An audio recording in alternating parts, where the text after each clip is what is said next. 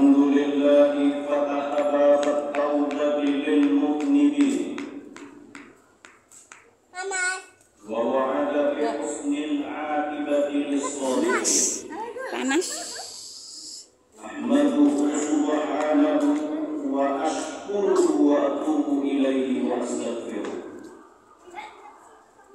وأشهد أن لا إله إلا الله وحده لا شريك له الملك الحق المبين، وأشهد أن محمدا عبده ورسوله وقليله وإمام المتقين وقائد الغر المحجلين، صلى الله وبارك عليه وعلى آله وصحبه والتابعين ومن تبعهم بإحسان إلى يوم الدين. قال الله تعالى في كتابه العزيز: يا أيها الذين آمنوا اتقوا الله حق تقاته ولا تموتن إلا وأنتم مسلمون. أما بعد، فأوصيكم ونفسي بتقوى الله لعلكم تفلحون.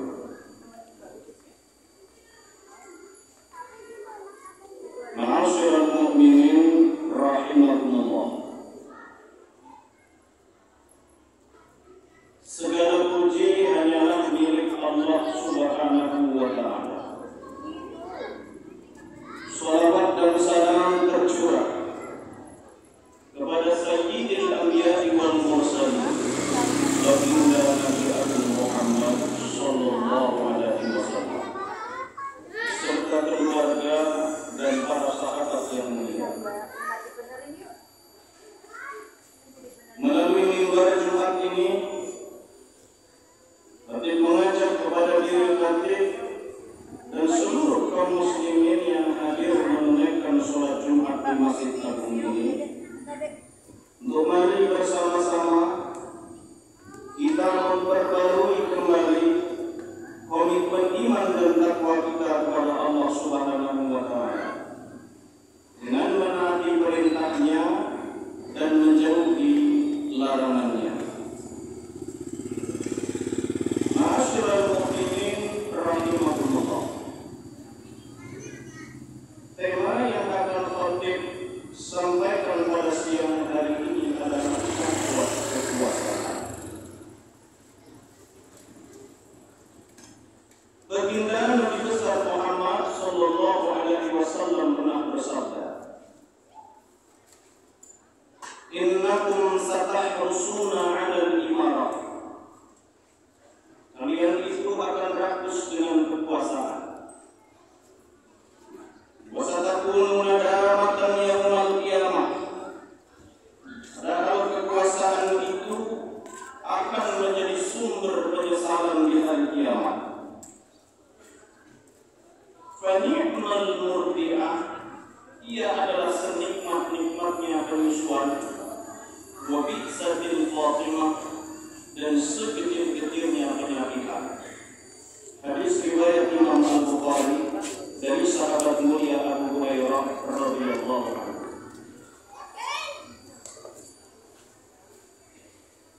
Ibnu Hajar Al-Asqalani dalam kitab Fathul Bari menjelaskan bahwa sabda Nabi tersebut merupakan pemberitahuan tentang peristiwa yang bakal terjadi dan akan terjadi sesuai apa yang beliau sabdakan. Ada suatu zaman nanti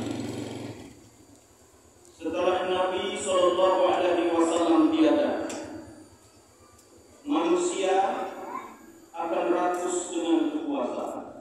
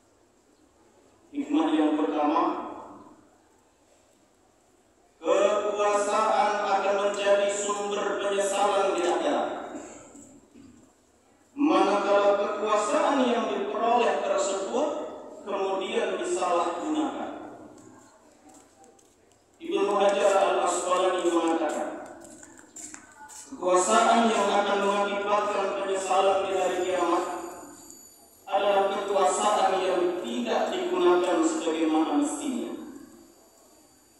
Dalam hadis riwayat Al-Bazzar dan Imam At-Tabrani dijelaskan lebih lanjut bahwa kekuasaan yang menyebabkan penyesalan di akhirat adalah kekuasaan yang tidak dilandaskan pada prinsip keadilan.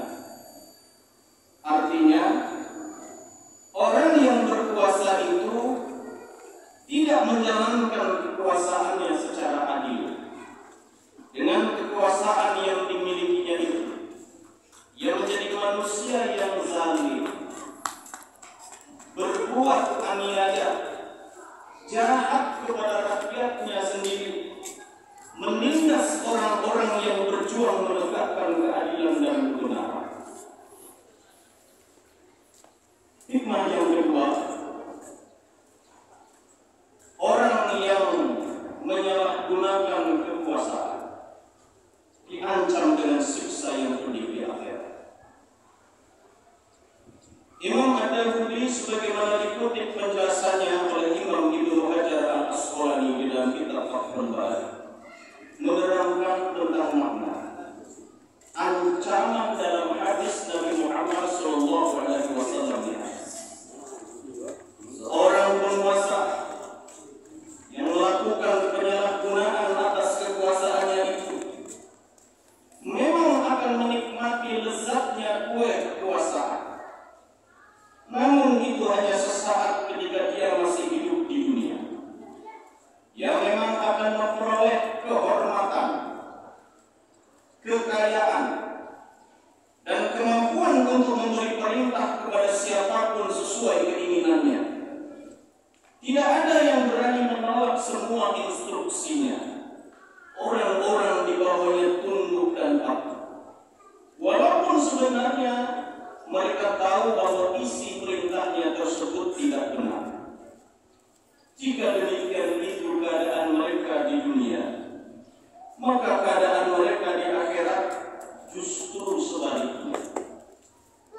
Ketika ajal telah menjemput, orang yang dulunya menjadi penguasa, yang menyalahgunakan kekuasaannya akan dihadapkan pada keadaan yang sangat sulit. Disitulah menurut Imam Ad-Daudi mereka akan digiring ke meja muhasabah, meja perhitungan. Seketika itu nikmat yang dulu dirasakan begitu lezat ketika masih di dunia berubah menjadi azab yang menyakitkan. Maka yang tersisa hanyalah penyesalan. Andaikan saja dulu ketika di dunia tidak melakukan penyalahgunaan kekuasaan, tentu nasibnya tidaklah seburuk itu di akhirat. Ma'asyiral mu'minin rahimakumullah. Adapun hikmah ketiga dari hadis baginda Nabi Muhammad SAW di atas adalah seorang penguasa haruslah orang yang kuat dan amanah. Orang yang tidak kuat serta tidak amanah berpeluang besar menyalahgunakan kekuasaan. Itu mengapa baginda Nabi besar Muhammad SAW pernah melarang seorang sahabat kaliber bernama Abu Dzar Al-Ghifari menduduki sebuah jabatan. Abu Dzar dicegah oleh Nabi menjadi pemimpin. Abu Dzar tidak memenuhi syarat utama menjadi pemimpin. Kata baginda Nabi kepada Abu Dzar, "Ya Abu Dzar, wahai Abu Dzar, innaka dha'if, kamu itu lemah. Wa innaha amanah, sementara kekuasaan itu adalah amanah. Wa innaha yaumal qiyamati khizyun wa nadamah." Dan kekuasaan pada hari kiamat akan menjadi sumber penyesalan dan sumber kehinaan, illa kecuali man akhadhaha bihaqqiha, orang yang menjalankan kekuasaan itu dengan benar, wa adda alladhi alaihi fiha, dia tunaikan apa yang menjadi kewajibannya atas kekuasaan tersebut. Hadis riwayat Imam Muslim dari Abu Dzar Al-Ghifari. Ma'asyiral mu'minin rahimakumullah. Sabda Nabi yang menginformasikan akan tiba suatu masa manusia-manusia menjadi rakus dengan kekuasaan. Sabda Nabi tersebut memberi peringatan bahwa pada zaman ketika peristiwa itu terjadi, syahwat manusia terhadap kekuasaan sudah liar dan tidak lagi terkendali. Manusia yang banyak manusia yang mampu kekuasaan lalu bertindak sekehendak syahwatnya. Faktor yang menyebabkan semua itu terjadi bermuara pada sudah hilangnya dua syarat utama sebagai seorang pemimpin.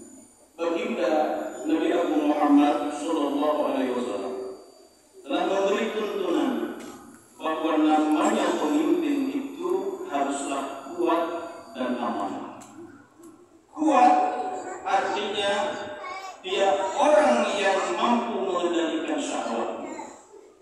Amanah artinya dia orang yang tidak mengkhianati orang yang dipimpin. Dia jalankan kekuasaan benar-benar dilandaskan pada prinsip keadilan untuk mewujudkan sebesar